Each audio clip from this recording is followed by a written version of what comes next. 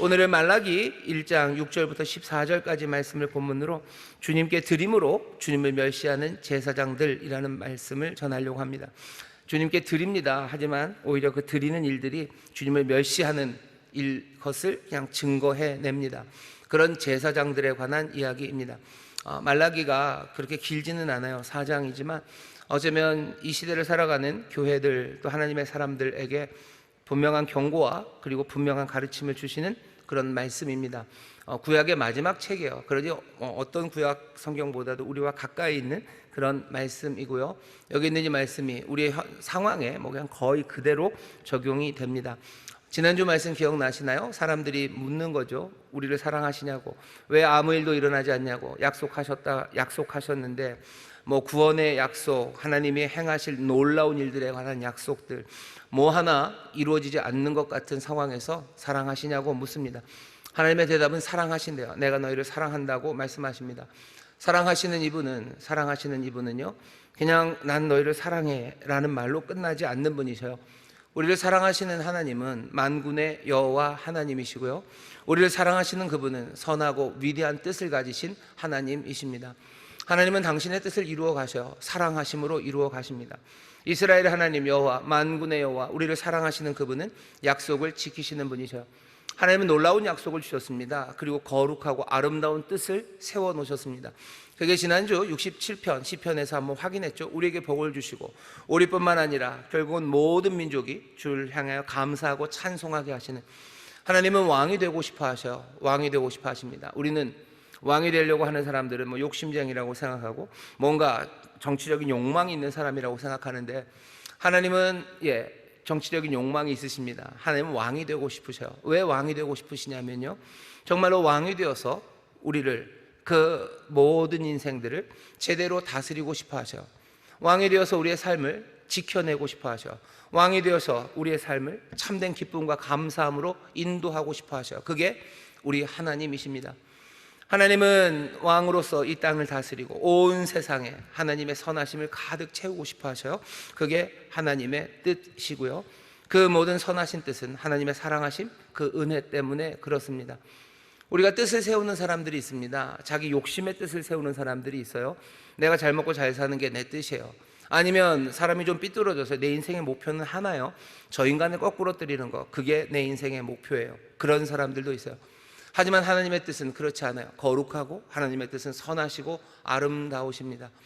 인생들을 하나님께서 정말로 아름답게 만드시고 영광으로 가득 채우시고 온 세상을 하나님께서 정말로 가장 좋은 것으로 생명을 얻게 넘치게 얻게 하시려는 그 하나님의 뜻은 하나님이 다스리심으로 이루어집니다.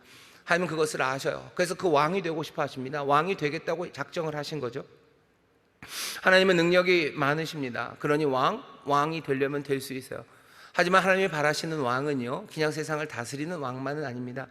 정말로 가장 좋은 왕이 된다는 건 이 백성들, 다스리는 그 백성들이 정말로 기쁨으로 순종하고 이 사람들이 정말로 하나 되어 사랑하는 그 왕이 되어야 합니다.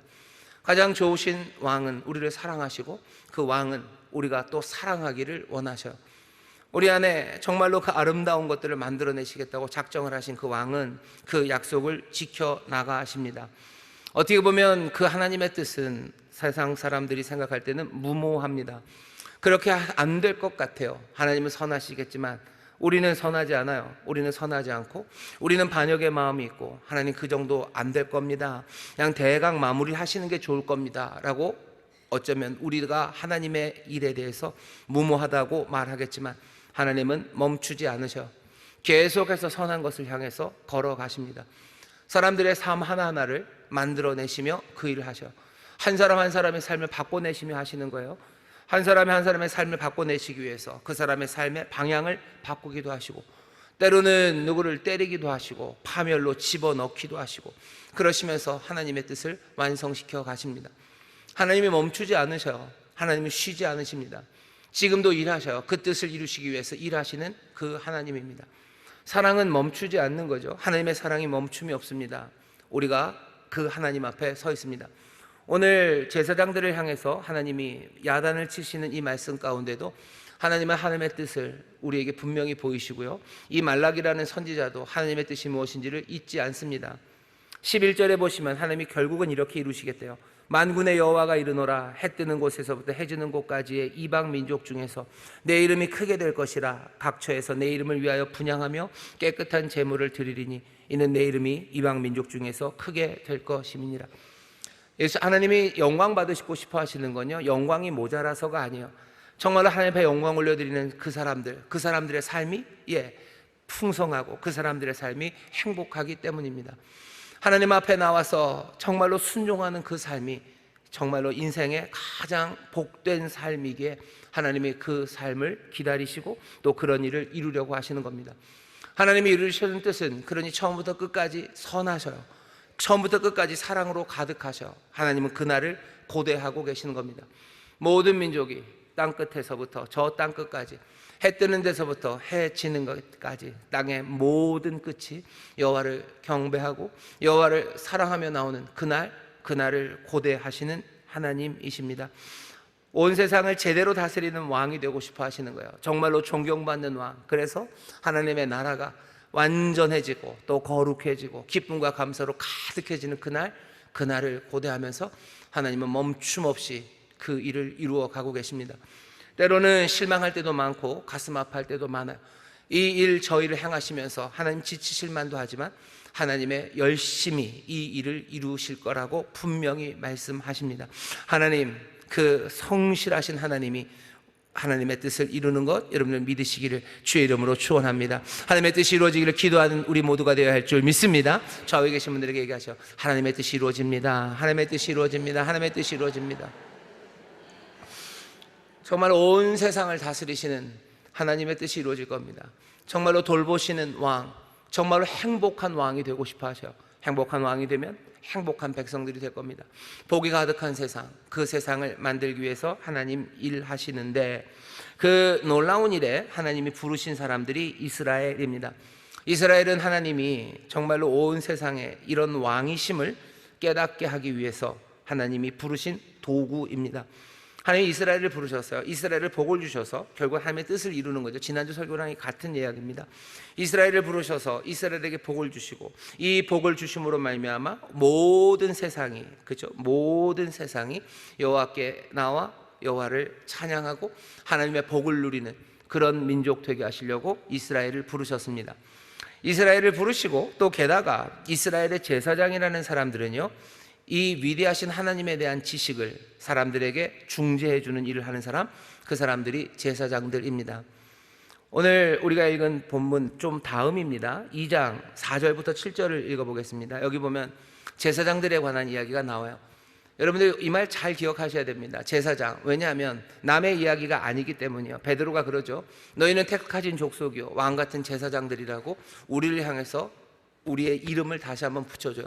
우리의 이름은 왕같은 제사장입니다. 우리를 제사장으로 부르셨어요. 그럼 도대체 제사장이 뭘 하는 사람인지 좀 알아야 되지 않겠습니까? 제사장이 어떤 사람인지 적어도 말라기 2장 4절부터 7절에는 그 설명이 나오고요. 구약에 있는 많은 제사장에 대한 설명 가운데서도 이거보다 더 제사장직을 아주 영광스럽게 설명한 곳이 없습니다. 2장 4절부터 7절까지를 제가 읽어보겠습니다. 여러분들도 눈으로 따라 읽어주시죠. 만군의 여호와가 이르노라. 내가 이 명령을 너희에게 내린 것은 레위와 세운 나의 언약이 항상 있게 하려 함인 줄 너희가 알리라. 레위와 세운 나의 언약은 생명과 평강의 언약이라. 내가 이것으로 그에게 준 것은 그로 경외하게 하려 함이라. 그가 나를 경외하고 내 이름을 두려워하였으며 그 입에는 진리의 법이 있었고 그 입술에는 불의함이 없었으며 그가 화평과 정직한 중에서 나와 동행하며 많은 사람을 돌이켜 죄악에서 떠나게 하였느니라. 대저 제사장의 입술은 지식을 지켜야 하겠고 사람들이 그 입에서 율법을 구하게 되어야 할 것이니 제사장은 만군의 여호와의 사자가 됨이오늘. 제사장은 뭐가 되는 거예요? 만군의 여호와의 사자가 되는 겁니다. 하나님이 보내신 사람들이요. 제사장들 오늘 2장 4절부터 7절을 잘 읽어보시면요, 제사장이 해야 되는 중요한 일 중에 하나가요, 말씀을 전하는 일입니다. 지식을 전하는 거예요. 아니, 제사장은 그냥 소 잡는 사람 아닙니까? 소 잡고 양 잡아서 그거 불태우는 사람들 아닙니까? 그냥 그 일만 하면 되는 것 아닙니까? 아니요, 그렇지 않아요. 구약에 여러 가지 제사장이 해야 되는 직무들이 있습니다. 제사를 규정에 맞춰서 그 전리에 맞춰서 하나하나 진행해야 되는 사람이 제사장이에요. 하지만 제사장은 그냥 와서 그냥 소를 태우는 사람, 그 사람만은 아닙니다. 적어도 말라기 여기에 와서는요, 제사장에게 아주 특별한 그리고 분명한 사명이 주어집니다. 제사장은 누구냐면 만군의 여호와의 사자예요. 왜 이렇게 됐는지는 조금 상상이 됩니다. 왜냐하면 옛날 뭐 모세 때 아니면 사사 시대 아니면 다윗의 시대, 솔로몬 시대 이럴 때는 그냥 성전에서 제사만 드리면 됐었어요. 하지만 이제 세상이 좀 달라졌죠. 바벨론으로 끌려갔다가 온 사람들이요, 바벨론에 끌려가서는 뭐 제사를 드릴 수가 없습니다. 성전이 없는 걸 어떻게 합니까? 그렇다고 아무 길거리나 아니면 바벨론 어느 공원에서 제단을 쌓아놓고 거기서 소잡아서 뭘 하고, 그거 안 돼요. 그러니 뭔가 신앙생활이 바뀌면서요, 그 중에 하나가 회당이라는 걸 만듭니다. 사람들이 회당이라는 걸 만들죠. 그러니까 제사는 드릴 수 없어요. 남은 건 뭐냐면 그냥 말씀, 이 성경 토라라는 성경 말씀만 남아요. 성경 말씀 남고 그들이 지켜야 되는 건 하나, 안식일 하나 남아요. 물론 십계명의 다른 도덕적인 법들, 뭐 살인하지 말라, 아니면 뭐 간음하지 말라, 또 거짓말하지 말아라, 뭐 도둑질하지 말아라, 이런 것들은 지키며 살아가면 돼요. 하지만 종교적으로 할 수 있는 것들이 남질 않죠.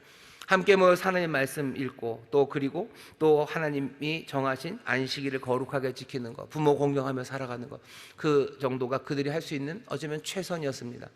그러다 돌아온 사람들이요, 그러다 돌아온 사람들입니다. 여전히 하나님 앞에 희생의 제물을 드리며 제사를 드리지만 제사장들이 해야 될 일 하나가 점점 더 분명해진 겁니다. 오늘 말씀을 보면 제사장들은 어떤 사람들이에요? 이 사람들의 삶의 태도가 어때야 되는지 먼저 말합니다. 이 사람들은 거룩하게 살아야 돼요. 하나님의 영광, 그 영광을 드러내는 사람들입니다. 그러니 위험 있는 삶을 살아가야 돼요. 뭔가 경외함으로 하나님과 함께 동행하는 사람들, 그 사람들이 제사장입니다. 물론 구약에 처음 제사장을 만들 때도, 제사장을 세울 때도 그런 말씀 하셨어요. 하지만 말라기 2장 4절부터 7절에는 제사장이 어찌 살아야 되는지를 아주 분명하게 가져다 놓습니다. 제사장들은 하나님의 말씀을 보존하는 사람들이에요. 누군가 와서 제사장들에게 하나님의 말씀을 물으면요, 이 사람들은 하나님의 가르침을 들려줘야 되는 사람들입니다. 이 사람들 하나님의 말씀을 가르쳐야 되는 사람들이에요. 그 일이 제사장들에게 맡겨집니다. 하나님과 동행하며 살아가는 사람들, 구약성경에 하나님과 동행한다는 이야기는요, 여기 그리고 저 앞에 창세기 6장쯤 보면 누굽니까? 에녹이, 그리고 또 노아가 이렇게 동행했다, 이 정도 얘기밖에 없어요. 하나님과 동행한 사람 에녹 이야기요, 그리고 나서는 말라기, 여기 하나님과 동행하는 사람 이야기가 나옵니다. 제사장이 누군가? 이런 사람들입니까? 예, 이런 사람들로 부르셨습니다. 오늘 여기 있는 이 말씀은 이스라엘의 제사장들에게만 관한 말은 아닙니다. 우리를 제사장으로 불렀음을 우리는 압니다. 그러니 오늘 이 말씀을 저와 여러분들에게 주어진 말씀으로 여러분들 받아들이셔야 됩니다. 오늘 제사장으로 부르셨어요. 제사장은 누굽니까? 만군의 여호와의 사자요, 하나님이 보내신 사람들입니다. 뭐 하라고 보내셨어요? 여기 나온 이대로요. 결정적으로 해야 되는 일은 하나님의 말씀을 전하는 사람들이요, 하나님의 말씀을 전하며, 그래서 사람들을 어디로? 하나님 사랑 안으로 이끌어오는 사람들, 정말로 하나님의 영광 안으로 이끌어오는 사람들, 그 사람들이 제사장입니다. 우리가 그 사명을 받았음을 여러분들 기억하셔야 됩니다. 하나님과 내가 동행하고 있는지, 내 삶에는 하나님을 향한 경건과 위엄이 있는지, 나는 하나님의 말씀의 그 오래된 이야기들, 그 이야기들을 내 안에 담아놓고 있는지, 나는 하나님 앞에 제대로 예배하며 하나님의 영광을 드러내고 있는지, 우리에게 와서 하나님의 말씀을 묻는 사람들, 그 사람들에게 난 하나님의 말씀을 제대로 가르치는지. 우리를 제사장으로 부르셨어요. 어떤 사람들은 이런 얘기들 많이 하셔요. 종교개혁 이후로 만인 제사장이래요. 모든 사람이 이제 다 제사장이 됐다는 얘기를 하면서 사람들이 그 말을 끌어내는 건 어디다 끌어내냐면 목사나 우리나 똑같다는 거예요. 좋아요, 좋습니다. 목사나 평신도나 다 똑같습니다. 똑같아요. 그러면 만인 제사장이죠. 그러면 오히려 해야 되는 건 뭐냐면 준비하셔야 돼요. 사람들이 우리에게 와서 하나님의 말씀을 물을 때 내가 뭐라고 가르칩니까? 그때는 목사님한테 가서 물어보는 거예요? 아니죠. 모든 사람이 다 만인 제사장이라면서요. 우리를 제사장으로 부르셨다면서요. 그럼 교회 안에서 있어야 되는 건 하나님의 말씀에 대한 대답, 그 대답이 있어야 됩니다. 우리가 하나님이 나를 보내신 사람들, 우리를 제사장으로 보내셨는데 내가 해야 되는 일이 뭔지 모른다면 그냥 이름만 갖는 게 되겠죠. 여러분들 정말로 하나님이 보내신 제사장인 것 믿으시기를 주의 이름으로 축원합니다. 전에는 그런 사람들 아니었어요. 하지만 이제 우리를 그렇게 부르셨습니다. 하나 생각은 하셔야 돼요. 우리를 그렇게 부르셨어요. 너희 한 사람 한 사람을 제사장으로 부르셨고 우리 안에 그 제사장의 사명이 있는 겁니다. 다시 한번 이 제사장의 사명 분명히 붙잡으셔서 정말로 하나님이 보내신 제사장의 일을 아름답게 감당하는 우리 모두가 되기를 주의 이름으로 축원합니다. 주의 이름으로 축원합니다. 옆에 있는 분들에게 얘기해 주시오. 우리를 제사장으로 보내셨습니다. 우리를 제사장으로 보내셨습니다. 아멘. 우리를 제사장으로 보내셨고요. 제사장이 어떤 사람인지 잘 생각해 보십시오. 자, 근데 생각해야 되는 건 6절입니다. 6절은 사실은 말이 안 돼요. 내 이름을 멸시하는 제사장들아. 제사장들이 2장 4절부터 7절까지 그런 사람들이에요. 하나님의 영광을 드러내는 사람들, 하나님의 말씀을 보존하고 예배의 아름다운 영광을 드러내고, 그래서 사람들에게 하나님의 말씀을 가르칠 수 있는 그런 사람들입니다. 그런 제사장들이 하나님의 이름을 멸시할 수 있습니까? 아니요, 그럴 수 없어요. 그런데 사람들이 그렇게 한답니다. 6절에 내 이름을 멸시하는 제사장들아 라고 얘기를 하셔요. 계속해서 예언서들이 항상 얘기했던 건 뭐냐면, 이스라엘을 망치는 건 뭡니까? 이스라엘을 망치는 건 제사장들의 부패예요. 제사장들이 잘못하니 백성들이 잘못합니다. 그러면서 제사장들의 실패가 얼마나 심각한지를 계속해서 얘기했어요. 그러니 우리가 이 말씀을 읽으면서 그 사람들 잘못했다라고만 생각할 것은 아닙니다. 결국은 이스라엘이 망하는 건 제사장이 잘못했기 때문이에요. 우리가 만군의 여호와가 보내신 제사장이라면, 우리가 잘못하면 이스라엘이 망하는 거예요. 우리가 잘못하면 이 나라가 실패하는 겁니다. 하나님이 우리에게 복을 주셔서 세상에 복을 주시는 것처럼 반대도 마찬가지예요. 우리가 실패하면, 우리가 엉망이 되면 온 민족이 엉망이 되는 겁니다. 하나님께서 이스라엘을 보시며 실망하셨어요. 가슴 아프셨어요. 이 제사장 나라가 되게 하신다고 하셨어요. 모세와 이스라엘 백성이 시내산 아래 섰을 때 그냥 아론만 제사장으로 세우신 게 아니에요. 아론을 제사장으로 세우시기 전에 모든 민족들, 이스라엘의 모든 그 사람들을 시내산 아래 세워놓고요, 내가 너희를 제사장 나라가 되게 하겠다고 하셨어요. 너희는 그냥 제사장 나라다. 너희 모두가 이 한 나라가 제사장 나라다. 이 나라가, 이 전체가 하나님의 말씀을 증거할 거예요. 이 전체가 하나님의 뜻을 증거할 거예요. 이 전체가 세상 사람들의 모든 질문에 대해서 대답이 될 거라고 하나님이 분명히 얘기하셨는데, 이스라엘 전체가 그 일을 못합니다. 이스라엘이 그 일을 못해가요. 그리고 그 안에 세운 제사장들도 그 일을 못해가요. 어쩌면 그 제사장들이 그 일을 못하니 이스라엘 나라 전체가 제사장의 사명을 감당하지 못합니다. 다시 한번 오늘 이 말씀을 우리에게 주시는, 각각에게 주시는, 그리고 우리 교회에 주시는 말씀으로 우리가 들으셔야 돼요. 우리가 그 사명 제대로 감당하지 못하면 세상은 엉망이 될 겁니다. 그런데 어떻게 잘못하고 있는지 오늘 본문 6절부터 14절에 말하는 건 하나예요. 이 사람들이, 이 제사장들이 하나님을 멸시합니다. 하나님의 이름을 멸시해요. 가볍게 여깁니다. 그럴 수 없어요. 어떻게 제사장들이 그럽니까? 그런데 그렇게 한대요. 제사장들은 항변을 하죠. 우리가 언제 그렇게 했습니까? 언제 하나님을 멸시하는 말을 했습니까? 천만에 그럴 리가 없었다고 항변을 하면서 오리발을 내밀지만, 하나님은 아니라고 그러면서 증거를 들이대시는 거예요. 너희가 내 이름을 멸시했다는 거죠. 너희가 나를 멸시하고 있다고 지금 말씀하십니다. 증거를 이제 대실 텐데, 우리는 그 증거에서 자유롭다면 이 책망에서도 자유로울 겁니다. 하지만 하나님이 들이대는 증거가 우리에게도 그대로 적용이 된다면 우리는 어쩌면 이 말씀 앞에 다시 한번 무릎을 꿇어야 되는 그런 시간일 겁니다.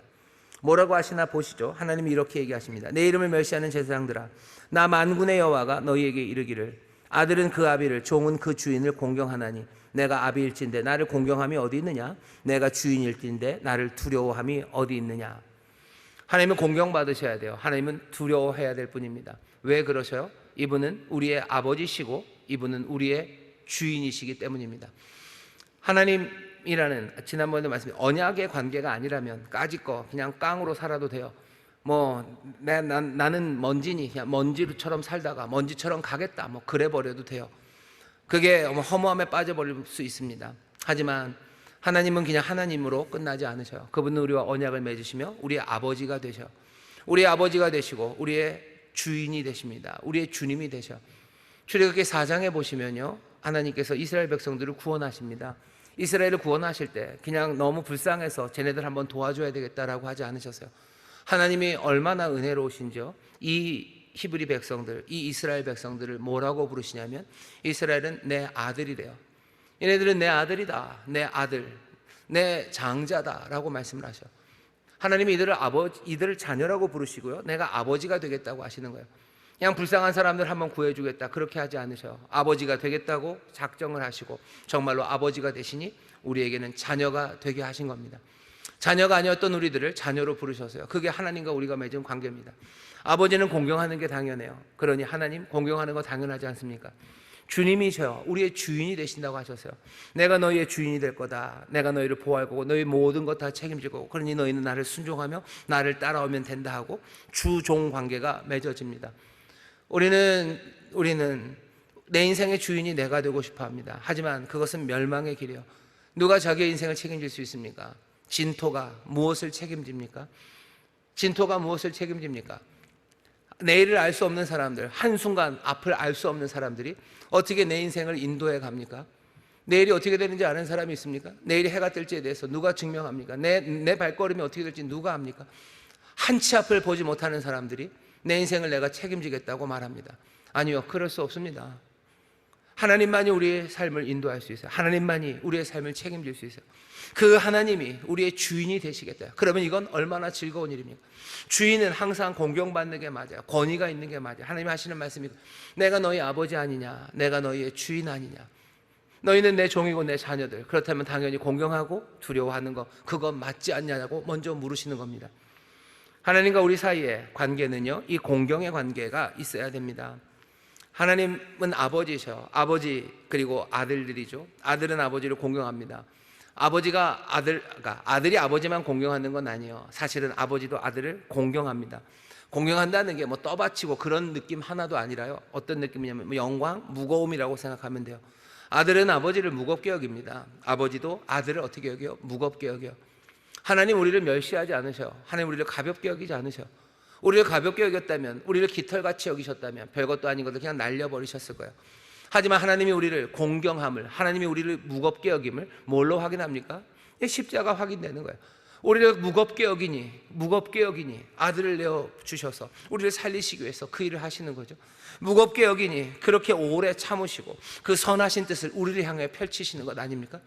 아버지와 아들 사이의 관계는 공경이에요. 하나님 우리를 공경하십니다. 하나님 우리를 공경하십니다. 하나님 우리를 무겁게 대하십니다. 그런데도 놀랍게 하나님은 진토인 우리를 무겁게 대하는데, 진토고 아무것도 아닌 우리가 하나님을 가볍게 여기는 거예요.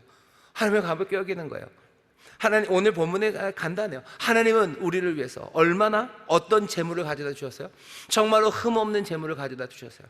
하나님의 아들이, 하나님이 육신이 되어 이 땅에 오셔서요, 자기 자신을 내어주심으로 우리를 멸시하는 것 대신에 그 공경함으로, 사랑함으로 그렇게 내어주셨는데, 우리가 하나님 앞에 드리는 것들은 거기에 비교할 수가 없어요. 뭔가 잘못돼도 단단히 잘못됐죠.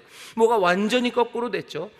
아버지는 아들을 공경하는데, 하나님은 인생들을 공경하는데, 여기 사람들은 하나님을 공경하지 않아요. 그것도 이스라엘, 그리고 이스라엘의 제사장들, 아예 그 하나님의 뜻을 이 땅에 펼치기 위해서 부름받은 바로 그 사람들, 보냄받은 그 사람들. 그래서 누구보다도 먼저 하나님의 그 은혜를 알고 또 그 은혜를 누렸던 바로 그 사람들이 하나님을 멸시한다는 사실 앞에 하나님이 지금 책망하고 계시는 겁니다. 우리가 살아가는 삶에 대해서 다시 한번 생각하셔야 돼요. 우리가 하나님의 은혜를 입어서 하나님의 자녀가 된 사람들입니다. 하나님의 자녀가 됐고, 오늘 말씀 보면 하나님은 우리를 제사장으로 부르셨어요. 하나님의 거룩하신 뜻을 정말로 받아 누릴 뿐만 아니라 그 뜻이 이루어지는 그 일에 부르셔서 온 세상에 하나님의 그 뜻을 알게 하시려고 우리를 불러내셨어요. 온 세상을 하나님께로 인도하는, 하나님께로 중재하는 그 일을 위해서 우리를 부르셨건만, 우리는 하나님을 향한 오히려 그 공경의 마음과 하나님을 향한 그 두려움의 마음이 사라져버렸다고 말씀하시는 겁니다. 이 말이 얼마나 혹독합니까? 얼마나 정말로 무거운 말입니까? 그러니 이 사람들이 변명해요. 너희는 이르기를 우리가 어떻게 주의 이름을 멸시하였나이까? 우리가 어떻게 주의 이름을 멸시하였나이까? 라고 얘기합니다. 멸시한 적이 없다는 거죠. 공경 늘 했다는 거죠. 왜? 제사장들 어떻게 하는지 알아요. 하나님 앞에 나와서 제사 드릴 때 순서 잘 알아요. 뭘 하고 뭘 하지 않아야 되는 거 잘 압니다. 우리가 하는 거 다 알아서 했고 하는 대로 했는데, 우리가 언제 주의 이름을 멸시했냐고 따져 묻는 겁니다. 여기에 대해서 할 말이 많아요. 사실은 하나님을 멸시하는 일들은 사실은 어떤 식으로도 나타나냐면요, 사람들, 특별히 가난하고 연약한 사람들, 그 사람들을 멸시하는 것, 그것으로도 나타납니다. 사람들이 멸시하나요? 멸시합니다. 잠언 보면, 잠언 14장 13절 보면 가난한 사람을 멸시하는 거, 그거 하나님을 멸시하는 거라고 말씀하셔. 하나님을 멸시합니까? 멸시합니다. 제사장들, 가난한 사람들 멸시합니까? 멸시합니다. 목사님들이 그럽니까? 목사님들 그렇습니다. 목사님만 그렇습니까? 우리 안에도 가난한 사람들을 멸시하는 일이 얼마나 많은지 몰라요. 그건 하나님 멸시하는 일입니다. 하나님 멸시하면서 하나님 앞에 나와서 예배해요. 제사장으로서의 일을 감당한다고 합니다. 택도 없습니다. 그리고서는 하나님이 계속해서 증거를 가져다 대셔요. 증거는 이렇게 됩니다. 7절입니다. 너희가 더러운 떡을 나의 단에 드리고도 말하기를 우리가 어떻게 주를 더럽게 하였나이까 하는도다. 이는 너희가 주의 상은 경멸히 여길 것이라 말함을 인함이니라. 더러운 떡을 드린대요. 제사장들이 단에 떡을 드립니다. 진설병이라고 그러죠. 이게 펼쳐놓는 떡이 있어요. 안식일, 매 안식일이 되면 깨끗한 떡을 가져다 놓고요, 전에 놓았던 떡을 가져 나옵니다. 가져 나온 그 떡은 아론과 그 제사장 가족들이 어디 저기 가서 구별된 곳에서 그 떡을 다 먹어요. 그러니 하나님 앞에 드려지는 떡이에요. 근데 그 떡을 나의 단에 드리고도 말하기를 더러운 떡을 드렸다고 얘기하셔요. 더러운 떡, 뭐가 묻은 떡은 아니겠죠. 이 더러운 떡이라는 건 아까 말씀드린 거예요. 가난한 사람들 멸시하고 그냥 말도 안 되게 살아가요. 그러면서도 그 가난한 그 떡을 거기다 가져다 놓습니다. 그게 하나님이 말씀하시는 거예요. 더러운 떡을 가져다 놓네. 그게 나를 경멸하는 것 아니냐. 그 행동 자체가 그냥 웅변하는 거 아니냐. 나를 경멸하고 내가 별것 아니라고 생각하니까 더러운 떡을 가져다 놓는 거겠지. 너희들이 그렇게 가난한 사람들 멸시하고 그렇게 살면서도 내 앞에 와서 거룩한 떡이라고 갖다 놓는 거, 이거 나를 무시하는 것 아니냐라고 말씀하시는 겁니다. 제사장들의 삶에 대해서 얘기하시는 거예요. 제사장들의 삶에 대해서 말씀하시는 겁니다. 만군의 여호와가 이르노라, 심각하게 얘기하셔. 너희가 눈먼 희생으로 드리는 것이 어찌 악하지 아니하며 저는 것으로 드리는 것이 어찌 악하지 아니하냐. 이제 그것을 너희 총독에게 드려보라. 그가 너를 기뻐하겠느냐 너를 간합하겠느냐. 인간 총독, 거기 예루살렘을 다스리는 그 행정장이 있죠. 총독에게 한번 드려보라는 거예요. 눈먼 거, 그리고 여기 저는 것, 상한 것, 그거 한번 가져다 줘봐라. 너희들이 줄 수나 있겠냐? 총독에게 갖다 바칠 수 있겠냐? 총독은 그거 기뻐 받겠냐? 총독도 받지 않을 거, 인간 총독도 받지 않을, 아니 인간 총독에게 줄 거라고 감히 생각도 못하는 그것들, 너희들이 그것들을 내게 가져온대요. 하나님이 율법에서 정하셨죠. 너 가장 흠없는 것 갖고 오라고 하셨어요. 흠없는 것 가져와라. 너 흠없고 점없는 것 갖고 와라. 상하지 않은 것 가져와라. 하나님 앞에 드릴 수 없는 것들이 있어요. 길에서 죽은 거, 그거 드릴 수 없습니다. 횡재했다고 생각하나요? 하나님 앞에 뭘 좀 양이라도 하나 드려야 되는데 길 가다 보니까 양 한 마리가 죽어 있네. 그럼 그냥 그거 들고 가요? 잘 됐다 하고. 아니면 흠 있는 거, 그거 가져갑니까? 왜 흠 있는 거 가져갑니까? 왜 점 있는 거 가져갑니까? 왜 딴 야생동물에게 죽임당하고 그거 하나님 앞에 드릴 수 없다는데도 그거 왜 가져갑니까? 왜 가져갑니까? 여러 가지 이유가 있겠죠. 그냥 그 밑에 깔린 거 뭐예요? 하나님을 멸시하는 거예요. 그냥 그래도 되는 거죠. 인간 총독에게도 줄 수 없는 그것을 하나님 앞에 드릴 수 있다고 가져오는 것, 그것은 하나님을 멸시하는 일입니다. 하나님을 멸시하는 일이요. 오늘 설교의 제목입니다. 주께 드려요. 주께 드림으로써 오히려 하나님을 멸시하고 있다는 것을 드러내고 있는 제사장들에 관한 이야기입니다. 제사장들이 이런 일을 합니까? 이런 일들 합니다. 괜찮다고 얘기하는 거야. 괜찮아. 흠없는 거 갖고 오라 그러면 뭐가 좀 짜증나죠. 잘 갖고 오기 어렵죠.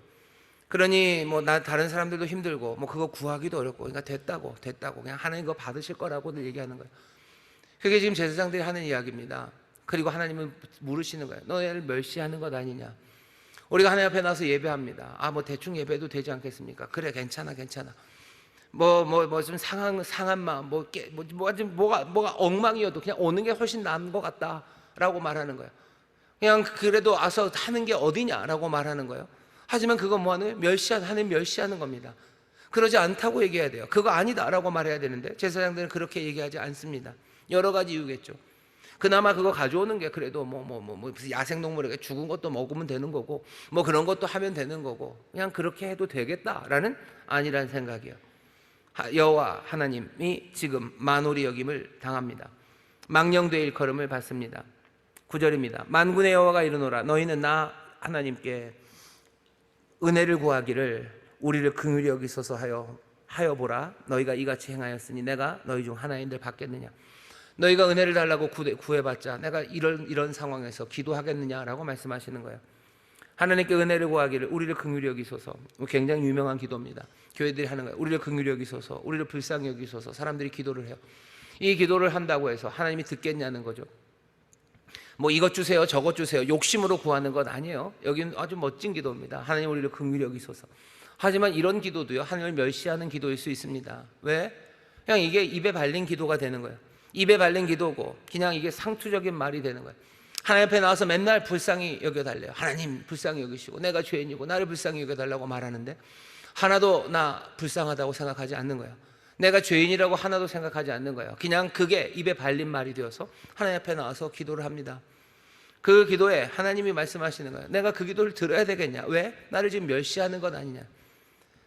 긍휼히 여기소서라고 얘기해요. 상투어로 말합니다. 이건 뭐예요? 하나님을 향한 믿음이 없는 거예요. 그냥 값싼 언어죠. 기도에 하나님에 대한 진심이 없어요. 불쌍히 여기달라고 하면서도 내가 나 스스로에 대해서 불쌍히 여김이 하나도 없습니다. 전능하신 하나님이라고 말하지만 전능하신 하나님에 대한 믿음이 하나도 없어요. 우리의 삶을 다 주관하시고 뭐 역사하신 하나님이라고 말하지만 하나님이 세상을 역사하신다는 것에 대해서, 다 다스린다는 것에 대해서 뭐 택도 그런 생각 없어요. 그러니 하나님이 그 얘기를 들으시면서 하시는 말씀이에요. 내가 이 기도에 응답해야 되겠냐라고 물으시는 거죠. 내가 여기에 대답해야 되는 거냐? 나를 멸시하면서 하는 기도, 왜? 불쌍히 여기소서라고 말하면서까지도 나를 멸시하는 이 사람들의 이 긍휼을 구하는 이 기도를 내가 응답해야 되느냐라고 묻고 계시는 거예요. 제사장들이 지금 하나님을 멸시합니다. 하나님이 증거를 가져다 대시는 거예요. 너희들 나를 멸시했다. 너희들 나를 멸시했다. 이스라엘의 제사장들이 하나님 앞에 나와서 우리를 긍휼히 여기소서 하는 그 시간, 그 말들이 나를 멸시하는 말이 되었다는 거예요. 아니, 이스라엘의 제사장들뿐만 아니라 이제 제사장으로 부른 우리들이 하나님 앞에 나와서 하나님 우리에게 긍휼을 베풀어 주옵소서. 나는 죄인입니다. 나를 불쌍히 여기소서. 내가 기도하고 있지만 하나님 앞에서 내가 하는 그 말은 그냥 입에 발린 말일 뿐이에요. 어디서 그냥 들은 건 있어요. 이거 달라 저거 달라 하는 것보다 그냥 불쌍히 여기소서. 이게 참 좋은 기도고, 불쌍히 여기소서 하면 하나님이 알아들으신다는 그 얘기 하나 들어서요, 그냥 불쌍히 여기소서라고 말하면 다 될 거라고 생각하며 그 앞에 나와 말합니다. 하나님이 그 이야기를 들으시며 가져다 대는 거예요. 이스라엘의 제사장들이 정말로 나를 멸시하는 제사장들아, 멸시하는 사람들아 하면서 가져다 대시는 증거입니다. 우리는 주님 앞에 은혜를 구할 때 나를 불쌍히 여기소서, 내가 죄인입니다 라고 말할 때, 내가 죽을 수밖에 없는 죄인입니다 라고 말할 때, 여러분은 정말로 죽을 수밖에 없는 죄인이라서 기도를 하십니까? 나를 불쌍히 여기소서라고 말할 때 내 인생이 정말로 불쌍하고 깨어진 마음으로 하나님의 은혜를 구하며 내가 나오는 겁니까? 내가 불쌍히 여김을 구하며 주 앞에 나올 때 주께서 나를 은혜로 채우시고 그 얼굴빛을 비추실 거, 그거 믿으며 신뢰하며 내가 주님 앞에 나오는 겁니까? 신뢰의 무게가 없이 하는 모든 값싼 말들, 하나님 뭐라 그러니까? 나를 멸시하는 제사장들이에요. 너희는 나를 멸시하는구나. 너희는 나를 멸시하는구나. 우리가 하나님 앞에서 간구하는 눈물의 기도에 대해서 다시 한번 생각하셔야 돼요. 우리가 하나님 앞에 고백하는 말들의 그 아름다움, 어쩌면 그 처절함, 아니면 그 겸손함, 그거 다시 한번 생각해야 됩니다. 지금 하나님이 그 일에 대해서 지금 화가 나셔서요, 실망 많습니다. 그러면서 지금 내어놓으시는 거예요. 그러면서 하시는 아주 슬픈 이야기입니다.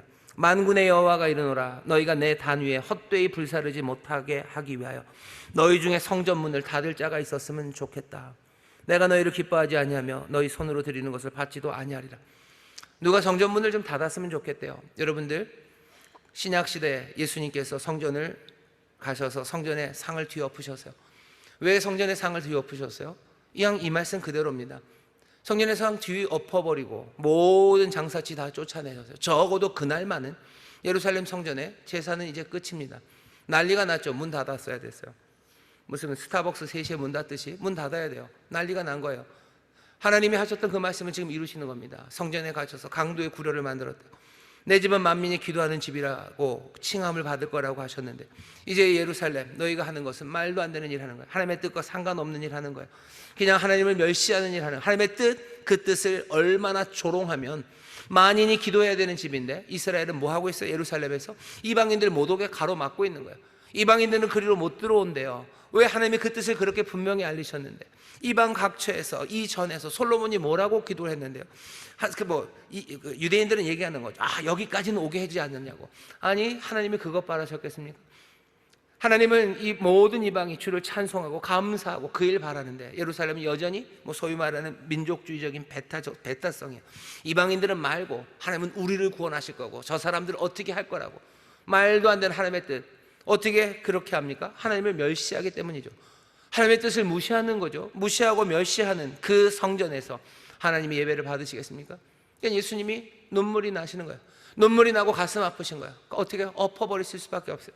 누가 문 닫게 했으면 좋겠다. 결국 누가 하셨어요? 예수님이 문 닫게 하셨어요. 문 닫아야 된다. 그게 다 치워버리신 거예요. 그냥 그 장사하는 사람들이 거기서 돈 버는 게 꼴 보기 싫어서 거기 그래서 그런 거 아니었어. 그냥 예배를 멈추고 싶으신 거죠. 그만해라는 거죠. 그만해라. 하나님의 진노에, 하나님의 슬픔이요, 그렇게 뒤집어 엎으신 겁니다. 예수님의 폭력성을 드러내신 게 아니에요. 예수님이 거기서 돈 받는 사람들에 대해서 무슨 벨이 꼴려서 그거 엎어놓으신 게 아니에요. 지금 하나님의 이 마음입니다. 제발 문 좀 닫았으면 좋겠다. 결국은 그날은 하루만이었어요. 하지만 얼마 지나지 않아서 결국은 그 성전이 다 문 닫습니다. 완전히 돌 위에 돌 하나 남지 않아요. 아주 싸그리 없어졌어요. 그리고 아직까지도 거기에 제대로 된 성전이 서지 못하는 그런 상황입니다. 하나님이 문을 닫았으면 좋겠대요. 내가 너희를 기뻐하지 않으면 너희 손으로 드리는 것 받지도 않는다라고 말씀하십니다. 이 말씀은 2000년 전 예수님께서 성전에 있는 상들을 다 뒤엎으시고 장사하는 사람들 다 쫓아내서 문을 닫았던 그 사건 하나로 끝날 일이 아니에요. 지금도 우리 대한민국 안에는 성전이, 교회가 문을 닫았으면 좋겠다고 하는 사람들 많습니다. 나쁜 좌파 놈들이 있고 그랬으면 좋겠다고 하는 사람들이 있어요. 그 사람들이 닫고 싶어 한다고 해서 문이 닫혀지는 건 아닙니다. 닫으면 열 자가 없어요. 또 주께서 여시면 닫을 자가 없습니다. 중요한 건 무슨 좌파가 교회 문을 닫게 한다, 그거에 대해서 두려워한다면 하나님 믿는 사람들이 아니에요. 좌파가 무슨 교회 문을 닫습니까? 그게 말이 됩니까? 그건 안 돼요. 물론 교회가 어려움을 당할 수는 있어요. 많은 사람들이 상하고 눈물 흘려야 될 수는 있어요. 하지만 문을 닫는다고? 아니요, 그건 아니에요. 어려움을 당하고 박해를 당하고 힘들 거라고, 그건 말이 맞아요. 나쁜 사람들이, 교회를 싫어하는 사람들이 정권을 잡으면 우리에게 시련과 어려움이 오겠죠. 하지만 그게 교회 문을 닫습니까? 무슨 이야기를. 음부의 권세가 허물 수 없는 게 교회예요. 하지만 교회 문을 닫았으면 좋겠다라고 하시는 이 말이 무슨 세상에 있는 다른 사람들의 이야기, 그 이야기가 우리를 흔드는 게 아니에요. 정말로 흔들리고 우리가 정신 바짝 차려야 되는 건 하나님께서 하시는 이 말씀이에요. 누가 좀 문을 닫았으면 좋겠다고 하나님이 하시네요. 정말로 하나님 앞에 순종하는 사람이 나오면 문을 닫으러 올 겁니다. 문을 닫으러 오겠죠. 왜 이 일이 일어나는 거예요? 딴 거 아니죠. 제사장들이 하나님을 멸시하고 있는 거예요. 하나님을 멸시합니다. 기도하는 모든 말들이 하나님을 멸시하는 말들이에요. 하나님 앞에 아무거나 드려도 괜찮다고 생각하는 거예요. 가져오는 사람도 그렇고 그것을 받아들이는 제사장들도 지금 그런 거죠. 있는 거 갖고 왔으면 제사장들이 안 된다고 미안하다, 이건 안 된다, 이건 아니다 라고 얘기를 해야 되는데 아무도 그렇게 얘기하지 않아요. 제사장들이 그렇게 얘기하지 않아요. 성도들이 그렇게 얘기하지 않아요. 그냥 이렇게 예배 드려도 된다, 그나마 그거 괜찮지라고 말하는 거죠. 멸시하는 거예요. 멸시하는 그 일들 앞에도 나오죠. 공경해야 돼요. 아버지도 공경하고, 주인입니다, 공경해야 돼요. 그런데 그렇게 하지 않아요. 더러운 떡을 가져다 놓으면서도 우리가 언제 그랬냐는 거죠. 언제 우리가 더러운 떡을, 언제 우리가 여호와의 이름을 경멸했냐고 시치미를 뚝 떼는 겁니다. 그러면 어떻게 해야 돼요? 하나님 하시는 말씀이에요. 문 닫았으면 좋겠다. 문 닫았으면 좋겠다. 문 닫으면 다 끝나는 겁니까? 아니요, 그러지 않아요. 11절 아까 읽었죠. 하나님께서는 그 가운데도 일을 이루실 겁니다. 어떻게 이루셔요? 해 뜨는 데부터 해지는 데까지 모든 이방 그곳에서 여호와가 기대하는 그 일, 그 고대하던 그 일들 하나님이 이루어 가실 거예요. 하나님은 그 일을 이루어 가시겠지만 10절은 얼마나 슬픕니까? 문을 닫았으면 좋겠다고 말씀하시는 그 일들, 정말로 문을 닫는 일들, 그 일들이 우리 가운데 일어나고 있습니다. 아파해야 되는 구절이에요. 여기 있는 이 10절의 말씀, 슬픈 말씀이에요. 정말로 슬픈 말씀입니다. 교회가 교회답지 못할 때, 하나님을 경외하고 예배해야 되는 곳이 오히려 하나님을 멸시할 때 하나님은 어떻게 하셔야 돼요? 그냥 문을 닫는 게 낫죠. 하나님의 복음과 정반대요. 여기에서 증거돼야 되는 건 십자가예요. 십자가의 복음이에요. 그 생명이 증거돼야 되는데 그게 아니라면, 하나님의 영광이 나타나야 되는데 하나님이 멸시받는 곳이라면, 하나님이 가장 무거워야 되는데 하나님이 가장 가볍게 여겨지는 곳이 교회라면 하나님 문을 닫았으면 좋겠다고 말씀하시는 겁니다. 우리가 십자가를 언제 가볍게 여겼습니까? 십자가를 가볍게 여기는 거, 십자가가 말하는 바는 뭐냐면요, 정말로 다른 사람들의 생명을 위해서 사랑으로 자기의 생명을 내어주신 곳, 그곳이 십자가입니다. 십자가가 말하는 건 내가 죽고 네가 사는 거야. 근데 교회 안에서 누군가를 살리기 위해서 죽어야 된다는 말, 그 말은 잘 들리지 않아요. 교회라는 이름으로 이상한 말들 하는 사람들이 있어요. 누구를 죽여야 된대요. 누구를 죽여야 된대요. 교회가 말하는 바는 내가 죽어서 정말로 내가 죽음으로 다른 사람들을 살리겠다는 이야기, 그게 교회가, 십자가가 해야 되는 말인데, 누구를 죽여야 누가 산답니다. 그 이야기를 하는 사람들이 있어요. 뭔 얘기인지 아시죠? 누구 무슨 대통령 이름 부르치면서, 아니면은 뭐 하면서 누구를 죽여야, 그건 뭐 좌고 우고 다 마찬가지야. 좌쪽에 있는 교회들은 또 무슨 대통령을 어떻게, 걔가 죽어야 다 대한민국이 산대요. 내가 죽어야 대한민국이 산다는 말은 하지 않아요. 우리가 죽어서 누구를 살리겠다는 말이 아니라 누구를 죽여야겠다는 말만 하면, 그건 뭐야? 십자가가 아주 명확하게 정반대요. 하나님의 영광에 아주 명확하게 반대에 멸시함이 있는 거예요. 하나님을 멸시하는 거죠. 십자가를 멸시하는 거죠. 그러니 교회라는 이름으로, 그것이 복음이라는 이름으로, 그것이 교회를 지킨다는 이름으로 말도 안 되는 이야기들, 그 이야기를 합니다. 교회가 문을 닫아야 된다는 이야기가 세상에 들려오는 것이 그냥 뭐 사람들의 오해, 그런 거면 좋아요. 아니, 사람들의 진심이어도 상관없어요. 하지만 정말로 우리의 마음을 서늘하게 하는 것은 여기 여호와 하나님께서, 만군의 여호와께서 이르노라. 만군의 여호와가 하시는 말씀이요, 누가 좀 고만했으면 좋겠다, 누가 문을 닫을 자가 있었으면 좋겠다 하시는 이 말씀입니다. 다시 한번 이 시절에 제사장들이 하나님을 멸시하는 일들, 어쩌면 교회가 하나님을 멸시하는 일들, 이 일들이 어떻게 지금 펼쳐지고 있는지 다시 한번 보고, 또 이 말씀 안에서 우리 안에 정말로 깊은 슬픔 가운데 하나님 앞에 회개하고, 이 모든 하나님을 멸시하던 일이 멈춰지는 그 역사가 이루어져야 할 줄 믿습니다. 하나님은 그럼에도 불구하고 11절에 아까도 말씀드린, 하나님은 끈질기게 이 일을 이루실 겁니다. 진군하며 하나님의 뜻을 이루실 겁니다. 바라는 바는 뭐예요? 그 일에 나서는 사람들, 그런 제사장들을 기다리셔. 예수 그리스도가 그런 제사장으로 이 땅에 오셨죠. 정말 하나님을 멸시하는 제사장들 가득한 곳에 정말로 영원한 대제사장으로 오셔서요, 단번에 자기의 몸을 제사로 드림으로써 하나님의 거룩한 뜻을 이루시는 아름답고 온전한 순종을 이루어내셔서요, 온전한 순종을 이루어내는 그런 예수 그리스도 따라가는 그 제사장들을 하나님이 기다리고 계시는 겁니다.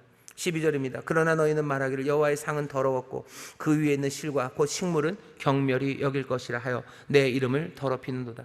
또 같은 말이요, 그냥 막말하는 거죠. 더럽혀져도 된다는 겁니다. 그냥 괜찮다 하는 거예요. 여호와에 있는 상에 드려지는 그 떡 더러워도 좀 괜찮고, 식물 그거 가볍게 여겨도 그거 괜찮다, 별것 아니다 라고 말하는 겁니다. 하나님 앞에 드려지는 예배가 그냥 괜찮다, 괜찮다, 하나님 앞에 드려지는 거 괜찮다, 그래도 하나님이 받으시겠지, 뭐라 그러면서요? 하나님이 은혜가 많으시고 우리 연약함을 아시기에 하나님이 받으실 거다. 아니요, 느낌이 달라요.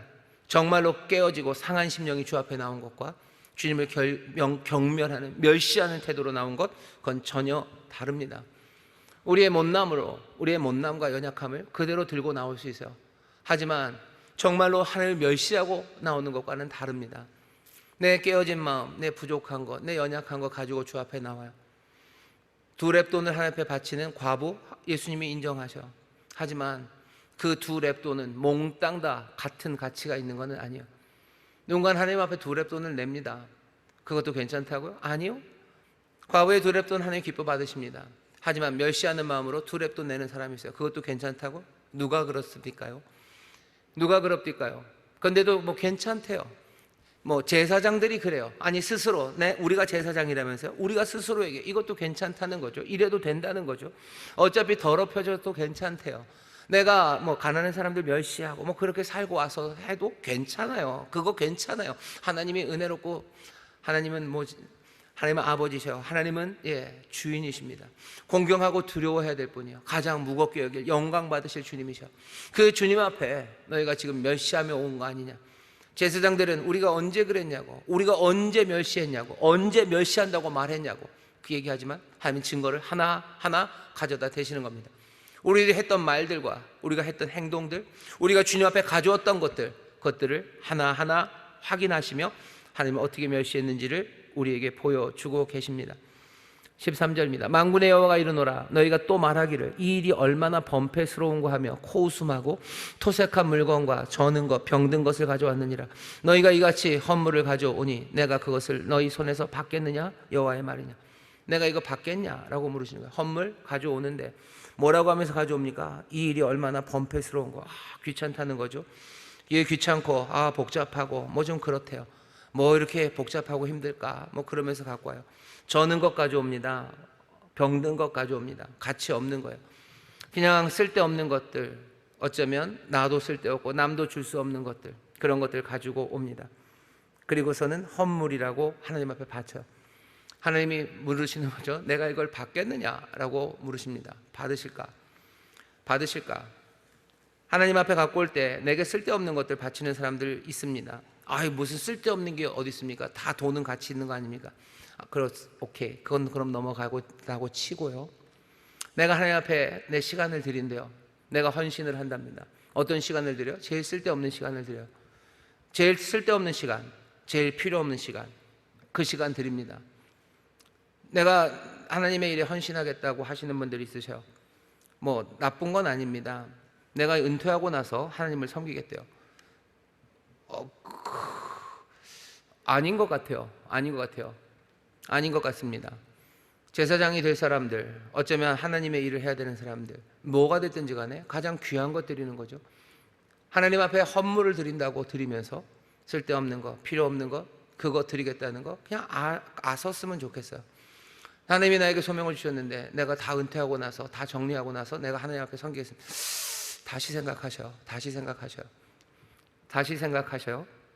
하나님이 그거 받겠느냐라고 물으십니다. 요즘 뭐 그런 얘기들 많이 해요. 은퇴한 후에 무슨 뭐 하나님의 일을 하시는 거, 그 일에 대해서 뭐 동원하고 그런 일 뭐 좋다고도 칭찬합니다. 아니 다시 생각하셔요. 아예 그 생각을 말을 하지 말아야 돼요. 그러지 마시고 그냥 아예 그런 생각을 하지도 마시고 그냥 내가 지금 가장 귀한 것을 내가 하나님 앞에 드린다고 생각하고 신앙생활하는 게 나아요. 왜 그런 이야기합니까? 뭐 멋져 보이려는 거죠. 나는 이렇게 하고 뭐 내 인생의 계획은 이렇고 내가 그래서 내 인생의 마지막 남은 시간을 하나님 앞에 드린대요. 인생의 남은 시간 하나님 앞에 드린다는 이야기가 그게 그렇게 아름다운 이야기입니까? 그게 그렇게 아름다운 이야기인가? 우리 아이들 뭐 자녀들을 하나님 앞에 드린대요. 하나님 앞에 드리는데 제일 똑똑한 애는 의사를 만들고 싶고 뭐 그만하죠. 교회 안에서 제일 똑똑한 애는 뭐가 돼? 뭐 그런 거가 돼야 되고 뭐 좀 아닌 애들이 무슨 이야기입니까? 하나님 앞에 지금 헌물을 드린대요. 헌물을 드린답니다. 우리가 가장 귀한 걸 드리는지 물어봐야 돼요. 또 하나, 내가 하나님 앞에 헌물을 드린다는 건 정말로 하나님 앞에 기쁨으로 드리는 거지 내가 하나님 앞에 뭔가를 바라며 드리는 건 아니에요. 내 사람들은 하나님 앞에 드리는 헌물 거기에서도 항상 뭐 꼬리가 붙어요. 뭐냐면 내가 있을 드림으로 하나님에서 뭔가를 받기를 원하는 사람들이에요. 하나님 앞에 드리면 하나님이 주십니까? 예, 주십니다. 그 생각은 잠깐은 접어놓으셔야 돼요. 나는 어떻게 드립니까? 나는 그냥 기쁨으로 드립니다. 나는 감사함으로 드립니다. 그냥 거기까지 가야 돼요. 내가 이걸 드리면 다음에 뭐가 오겠지? 그런 생각이 오걸라 그건 그냥 치워버리셔요. 자꾸 치우셔요. 처음에는 그 생각이 자꾸 꼬리처럼 따라 붙습니다. 하지만 어쩌면 우리가 분명히 믿는 건 내가 하나님의 은혜 안에서 더 기뻐지고 내가 하나님의 영광 그 안에 점점 들어가기 시작하면 나는 생각나지 않아야 될 것들이 생각나지 않는 사람이 되어가기 시작합니다. 내 생각이 그리로 가지를 않아요. 난 하나님 앞에 드릴 때 하나님을 향한 기쁨과 감사만이 남아있지 이걸 드렸을 때 30배면 얼마 60배면 얼마 뭐 그런 생각 그 생각이 아예 나지를 않아요. 우리가 누군가에게 선물을 드립니다. 물론 그분이 또 기뻐서 나에게 주실 수 있어요. 하지만 그거 생각하고 줍니까? 그건 선물이 아니죠. 그건 뭐라고 불러요? 그건 거래예요. 거래든지 투자든지 아니면 뇌물입니다. 어떤 사람들은 그렇게도 얘기해요. 하나님께 투자하라고. 내가 내 헌물을 하나님 앞에 투자하래요. 왜 그렇게 얘기하시는지는 알겠어요. 하지만 그 말은 얼마나 허망한 이야기입니까? 그리고 얼마나 하나님을 경멸하는 이야기입니까? 하나님이 무슨 투자 은행이에요? 은행입니까? 그 돈 받아서 얼마 주셔야 돼요? 하나님이 그걸로 사업해서 우리에게 이득을 남겨주셔야 되는 분이에요? 그래서 우리가 하나님 앞에 드리는 겁니까? 아니요, 그렇지 않아요. 하나님 앞에 드리는 건 내가 하나님 앞에 드리는 기쁨으로 내가 하나님 앞에 드리는 감사함으로 드리는 거예요. 어떤 사람들은 뇌물처럼 투자, 그러니까 헌물이 아니라 하나님 앞에 드리는 것이 아니라 투자인 사람들이세요. 어떤 사람들은 찌꺼기 드리면서도 하나님 앞에 드리는 선물이래요. 또 어떤 사람들은 뭐라고 어떻게 하냐면요, 이런 식이에요. 뭐냐면은 하나님 앞에 드리는 게 무슨 회비 내는 줄 알아요. 세금 내는 줄 알아요. 그래서 어떤 식인 줄 아십니까? 이런 거죠. 하나님 앞에 헌금을 합니다. 하나님 앞에 드립니다. 그 다음에 따지는 거예요. 이것이 어떻게 쓰여졌는지를 알아야 된대요. 요즘 그런 얘기들 많이 합니다. 교회 재정이 투명해서 어떻게 쓰여졌는지가 분명히 해줘야 사람들이 헌금을 많이 한대요. 어쩌면 그럴 겁니다. 하지만 이 이야기는요, 분리돼서 해야 되는 이야기예요. 우리가 어떻게 헌금해야 되는지는 간단합니다. 기쁨과 감사함으로 하는 거예요. 기쁨과 감사함으로 그 영광 앞에 내 가장 무거운 것을 드리는 거예요. 그냥 그게 다예요. 여기에 다른 게 붙으면 안 돼요. 그 다음에 그런데도 내가 회비를 냈으니 그 회비가 어떻게 써야 되는지 알겠다는 그런 거, 거기에 대해서 관심이 있어서 헌금하는 그 자리에 이게 회비라고 생각하고서 그게 따라붙기 시작하면 그건 말이 안 돼요. 우리가 하나님께 드립니다. 그럼 교회 예산들은 어떻게 써야되는지 확인해야 되는 거 아니에요? 그건 나중 이야기예요. 하나님에게 다 드리고 하나님이 다시 우리에게 다 돌려주셔요. 우리가 헌금한 게 갑자기 하늘로 싹 사라집니까? 그러진 않아요. 하나님이 몽땅 다 우리에게 다시 주십니다. 그럼 우리 그거 가지고 어떻게 쓰는 거예요? 청지기로서 하나님이 주신 바를 내가 청지기로서 잘 사용했나 확인하는 거지. 내가 하나님 앞에 드리는 것이 그것과 연관되어서 교회에서 돈을 잘 쓰면 내가 헌금을 하고 이걸 안 하면 회비 내는 거 아니에요. 우리가 세금 내는 거 아닙니다. 하나님 앞에 헌물을 드리는 사람들이요, 하나님을 얼마나 멸시하면, 하나님이 회비 걷는 사람이셔? 하나님 회비 걷는 사람으로 멸시하는 거예요. 하나님을 투자처로 격하하는 거예요. 하나님이 뇌물 받아서 우리에게 좋은 거 해주는 어쩌면 이상한 권력자로 하나님을 낮추는 거예요. 하나님 멸시하는 그 일들, 그러니 때 가운데서 수컨이 있거늘 서원하는 일에 흠 있는 것으로 사기하여 내게 드리는 자는 저주를 받으리니. 하나님 앞에 서원을 합니다. 이것 드리겠다고 서원해요. 그러다가 사기치는 거죠. 그게 좀 너무하니 그냥 줄여놓습니다. 아나니아 삽비라 같아요. 내가 하나님 앞에 다 드리겠다고 해놓고 줄여놓습니다. 그리고 그런 식으로 하는 거예요. 그런 식으로 하는 거 왜? 투자일 땐 그래도 돼요. 1,000만 원 투자한다고 그랬다. 500만 원 투자하면 되는 거 아닙니까? 그런다고 뭐가 문제가 됩니까? 문제 안 되죠. 뇌물의 양도 그런 거예요. 뭔가 바라는 게, 처음엔 바라는 게 이만큼의 이권이었는데 그거 아니어도 괜찮아요. 그럼 뇌물은 약속한 거 위험하긴 하지만 줄일 수도 있어요. 회비도 마찬가지예요. 회비 냈다 그냥 그거 갖고 쓰면 되는 거죠. 하지만 하나님 앞에 드리는 건 얘기가 달라요. 내가 기쁨과 감사함을 하나님께 서원한 거라면 이것을 사기치고 속이고 해야 될 아무 이유가 없어요. 누가 이렇게 잘 보여야 되는 것도 아니에요. 이게 뇌물도 아니에요. 투자도 아니에요. 회비도 아니에요. 하나님 앞에 드려지는 예물입니다. 그런데도 사람들은 하나님을 멸시하기에 사기치는 거예요. 하나님을 멸시하기에 그냥 대충 해도 된다라고 하며 하나님 앞에 드리는 거예요. 하나님 앞에 이상한 마음으로 드립니다. 왜? 하나님을 멸시하기 때문이요. 이런 사람들 어떻게 하겠답니까? 저주를 받으리니 나는 큰 임금이요 내 이름은 열방 중에서 두려워하는 것이 됨이니라. 만군의 여호와의 말씀입니다. 하나님, 이런 사람을 그냥 두겠냐라고 물으십니다. 그럴 수가 없죠. 하나님을 멸시하는, 오히려 드림으로써 하나님을 멸시하는 제사장들, 하나님을 섬긴다고 하면서 오히려 제대로 공경하지 않는 사람들, 그 사람들에 대한 하나님의 경고의 말씀입니다. 어떻게 해야 됩니까? 어떻게 해야 됩니까? 다시 한번 하나님의 말씀 앞에 나오는 수밖에 없어요. 다시 한번 하나님이 어떤 분이신지 제대로 알아야 됩니다. 하나님의 말씀을 통해서 알리실 거예요. 하나님이 행하신 놀라운 역사들을 통해서 우리에게 알리실 겁니다. 하나님이 우리에게 주시는 말씀과 하나님이 행하신 놀라운 일들은 어디 다른 데 없어요. 여기 하나님의 말씀이라는 성경 이 안에 기록되어 있습니다. 하나님의 말씀에 귀를 기울이셔요. 하나님이 행하신 일들, 그것들 살펴주셔요. 정말로 교회 안에서 신앙생활 하면서 이루어지는 모든 일들, 설교를 듣는 일들, 서로 대화하는 일들, 함께 수고하는 일들, 그 일들을 통해서요, 점점 더 분명하게 하나님께서 온 세상을 다스리시기를 원하시는 정말로 선하고 아름다우시고 사랑 많으신 왕이라는 사실을 확인하시고, 그 왕이신 하나님이 우리를 사랑하셔서 정말로 우리를 구원하시려 예수 그리스도 우리에게 보내시는 놀랍고 아름다우신 아버지이심을 여러분들 다시 한번 확인하시고, 그분이 정말로 세상 모든 것들을 지도하시고 힘주시고 또 때로는 이렇게 해라 저렇게 해라 명령도 하시는 주님이심을 다시 한번 확인하면서 그 아버지, 그 주님, 그 하나님, 그 놀라우신 왕의 그 영광의 무거움을 우리가 다시 한번 붙잡기 시작해서 멸시가 아니라 공경함으로 드리며 나아가기 시작할 때 우리의 삶이 정말로 저주가 아니라 부르심 그대로 제사장의 복을 누리고 또 우리를 통해서 세상을 하나님께서 복되게 하시는 그 일들을 우리가 보게 될 줄 믿습니다. 이 일들을 회복하는 것도 예배하는 이 자리일 수밖에 없어요. 하나님의 말씀, 하나님이 행하신 일들, 그것들 보면서요 뭐 하시는 거예요? 하나님 확인하는 거예요. 왕이셔요. 이분은 내 아버지셔요. 이분은 내 주님이셔요.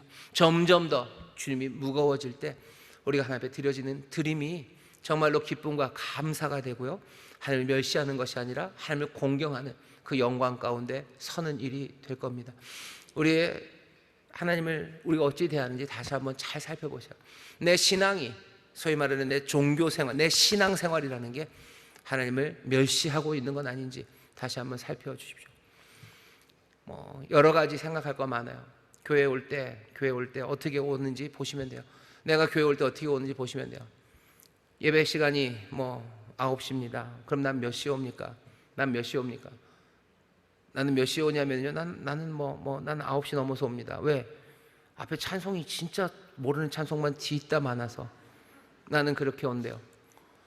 찬송이 싫으면 찬송이 싫은 거죠. 하지만 내가 하나님 앞에 나와 예배하는 거 아닙니까? 내가 잘 모르는 찬송이면 그냥 조용히 와서 그냥 따라 하든지 아니면 그냥 조용히 듣든지 하나님 앞에 기도하든지 하면 돼요. 하지만 예배 시간, 만나기로 한 시간 9시인데 내가 그거 싫다고 늦게 오는 거예요. 그런 사람도 봤어요. 어떤 분은 예배 시간에 그분은 꼭 헌금을 해야 된다고 생각하는 분이에요. 그래서 언제 오시냐면요, 담임 목사 설교 끝난 다음에 오십니다. 진짜입니다. 그거 오시는 거예요. 그렇게 오시는 거예요. 예배 오는데 여러분들 제일 비싼 옷 입고 와야 되는 거는 아니에요. 하지만 예배 올 때 무슨 옷 입고 오시는지 확인하시면 돼요. 아이고 나는 그런데요. 좋습니다. 하지만 적어도 총독에게 가는 것보다는 여러분들 신경 쓰고 오셔야 돼요. 근데 사람들의 패션 센스가 다 달라서 신경을 쓰기 시작하면 좀 과해지는 경우가 있어요. 그래도 괜찮습니다. 그건 괜찮아요. 내 패션 센스가 그래서 내가 하나님 앞, 내가 올 수 있는 가장 예쁜 게 이거고, 내 하나님 앞에 내가 정말 하나님 공경하며 나온 게 이거라면 그건 얼마든지 인정할 수 있어요. 하지만 아무렇지도 않게 별것도 아니다라고 말하고 오는 사람, 게다가 별것도 아니게 와도 된다고 말하는 사람, 그 사람들은 하나님을 멸시하는 사람들이에요. 흠 있는 거 가져와도 된다고 말하는 사람, 더러운 떡 가져다 와도 괜찮다고 말하는 사람, 그 일들은 하나님을 멸시하는 일입니다. 다시 한번 하나님께 주께 드리면서 오히려 멸시하는 제사장들, 그 어리석음이 우리 가운데 없기를, 정말로 제대로 하나님 앞에 드리는 사람들 되기를, 또 그렇게 드리자고 말하는 우리 모두가 되기를 주의 이름으로 축원합니다. 기도하겠습니다. 하나님 감사합니다. 우리를 제사장으로 부르셨습니다. 하나님, 그 영광, 정말로 온 세상을 다스리는 선하고 놀라우신 왕, 우리의 아버지, 우리의 주님을 우리가 공경하며 그 영광 가운데 거하기를 원하오니, 우리가 주 앞에 드리는 모든 것들이 정말로 공경함으로 드리는, 두려워하며 드리는 우리의 삶이 되게 하여 주옵소서. 주가 우리에게 내어놓으신 증거들이 우리의 마음을 찌릅니다. 성령님, 우리를 도우셔서 돌아서게 하시고 다시 한번 주를 깊이 사랑하며 또 공경하며 그 영광 가운데 걷는 하나님의 사람들, 그렇게 주님과 함께 동행하는 우리 모두가 되게 하여 주옵소서. 감사드리며 예수님 이름으로 기도합나이다. 아멘.